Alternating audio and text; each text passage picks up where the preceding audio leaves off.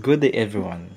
My name is Ivan Amora, and I will discuss with you about the expectancy theory of Victor Vroom.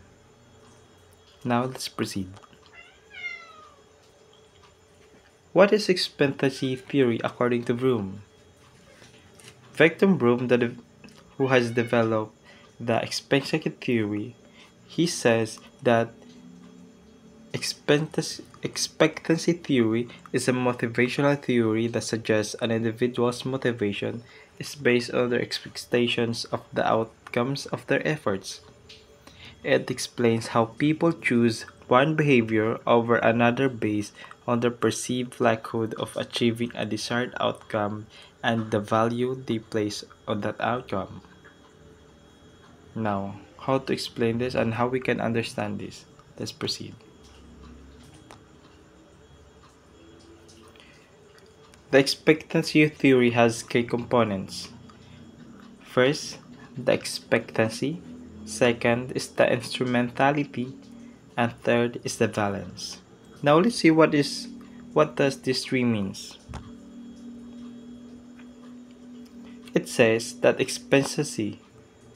This refers to an individual's belief that their efforts will lead to a desired performance.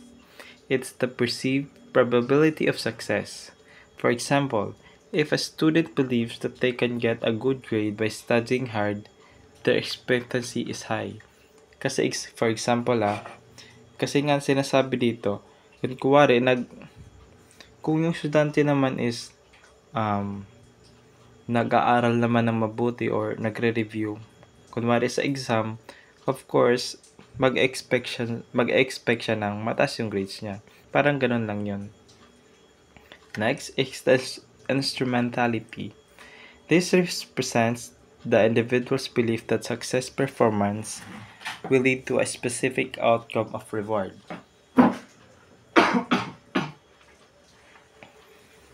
It's the perceived link between performance and reward. If the students believe that getting a good grade will lead to a scholarship, their instrumentality is high. Dito naman sa instrumentality, kapag naniniwala daw yung isang individual na magiging successful siya sa performance niya, pwede ito daw mag-lead sa specific outcome of reward or kung bali umaasa siya ng reward.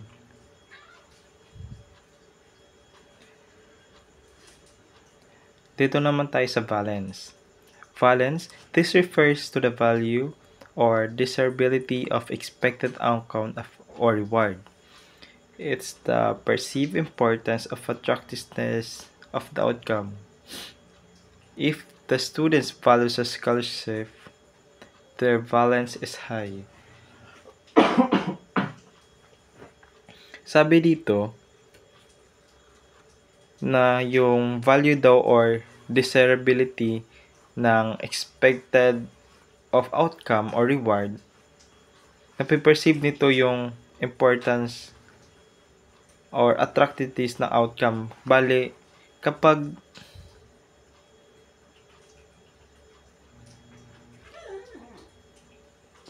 mataas yung valence or may valence yung isang students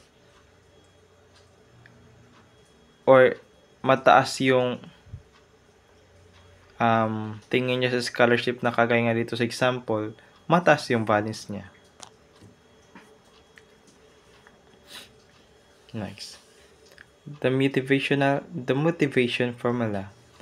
Vroom theory proposes that motivation is a product of these three components. Yung pinakita natin dito kanina, yung M equals EX and XV. It's the high motivation. If all three components are high, it has a strong expectancy, high instrumentality, and high valence. Motivation is high. The individual is likely to put a lot of effort.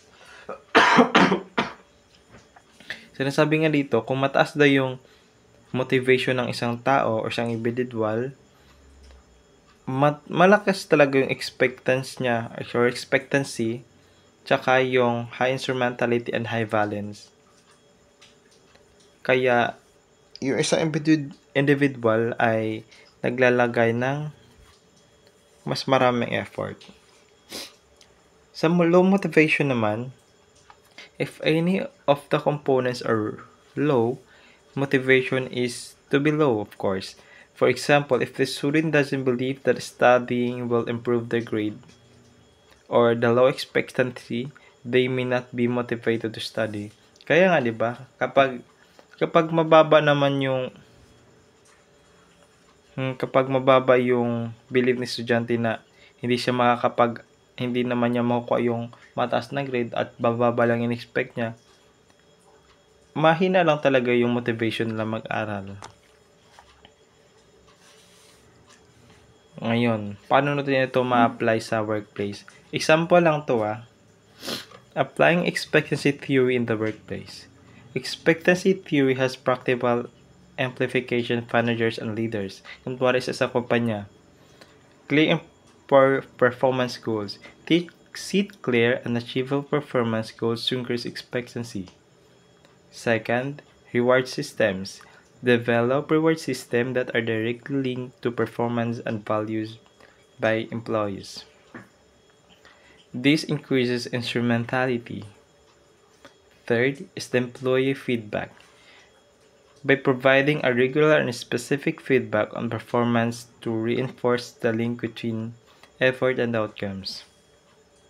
The fourth one is the training and development. It offers training and development opportunities to enhance employees' skills and confidence, increasing their expectancy. The fifth and the last is the employee needs and values. It understands the individual needs and values of employees to ensure that the rewards are truly valued or the high valence. Ay, meron pa pala. The subjectivity.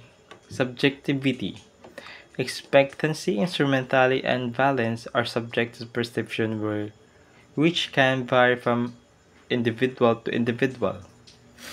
The complexity.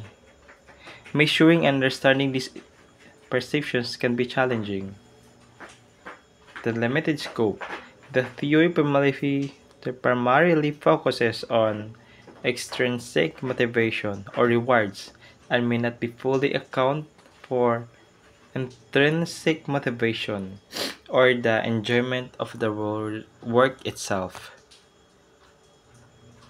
In conclusion, the expectancy theory provides a framework for understanding and influencing employee motivation. By focusing on increasing expectancy, instrumentality, and valence, kagaya ng isang kumpanya, managers can create a work environment that encourage employees to exert effort and perform well. Kasi nga, kung mataas bagay mga expectancy natin, or expectancy and instrumental and balance, syempre mataas din yung effort natin para mag-perform well. Yun lang naman yung sinasabi sa theory ni Bloom. That's all. Thank you. Thank you guys.